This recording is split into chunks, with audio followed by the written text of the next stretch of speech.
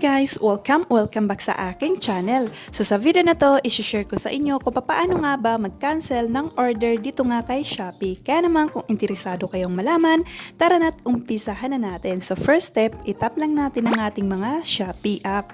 Tapos ay pindutin naman natin itong Me. Ayan, so dito makikita natin dito yung mga in-order natin. Ngayon guys, dito, kung mapapansin nyo, meron dyan dalawang bagay. Meron sa to receive at meron din dito sa may to ship. Ayan, kung mapapansin nyo, tig-dalawa yan. Take note guys na ang pwede nyo lang i-cancel ay itong nasa to ship. Dahil itong sa to receive ay hindi na natin pwedeng i-cancel yan dahil ito ay dinideliver na. So hindi na natin pwedeng i-cancel yan. So ang pwede lang natin i-cancel ay itong nasa may to ship. So pinutin lamang natin yung to ship para ma-cancel nga natin yung order natin.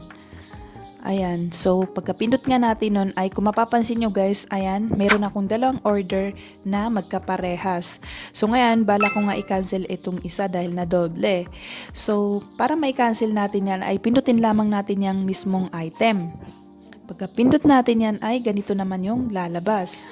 Ayan, so kung mapapansin nyo dito sa bandang baba may nakalagay na cancel order. So pindutin lang natin yung cancel order. Pagkapindot naman natin yan ay ganito naman yung lalabas. Ayan, so dito iselect lang natin yung reason kung bakit gusto natin itong i-cancel. Ayan, so for example itong others, so pindutin mo lamang yan and then pindutin mo lang itong confirm. Pagkapindot mo yan ay ganito na yung makikita natin. Ayan guys, nakalagay dyan cancellation completed. Ayan, so ibig sabihin nun ay na-cancel na natin yung item na gusto nating i-cancel. So, ganun lamang guys kadali kung paano mag-cancel ng order dito nga kay Shopee. So, sana ay nakatulong tong video na to sa inyo or sana ay manatutunan kayo sa video natin for today. Please give it a thumbs up kung nagustuhan nyo ang video na to and subscribe sa akin channel para updated kayo sa bago pang i-upload ng mga video dito sa akin channel. Thanks so much for watching!